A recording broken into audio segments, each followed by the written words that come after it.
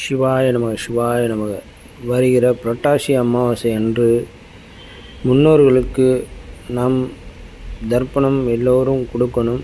கண்டிப்பாக அது கொடுப்பதன் மூலம் நமக்கு என்ன பலன் அப்படின்றா, நம் கர்ம வினைகள் தீரும்.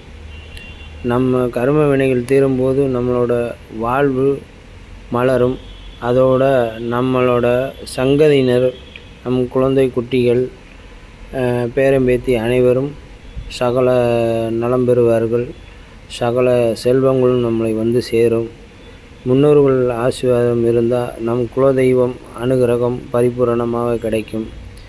நம்ம அமாவாசை அன்று பசுவுக்கு அகத்திக்கீரை, மண்டவளம், பச்சரிசி, வாழைப்பழம், இது தங்களால் முடிந்த எதனால் ஒன்றை அந்த பசுவுக்கு அளித்து இறைவன் அருளை பெற வேண்டுமென்று கேட்டுக்கொள்கிறேன்.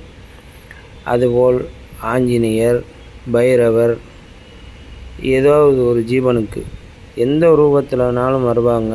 அதனால் மெயினாக காகைக்கு நம்மளால் முடிந்த அந்த சாதத்தை வடித்து முதல் அவருக்கு படைத்து வணங்கும்போது சகல நன்மைகளும் நம்மளை வந்து சேரும்.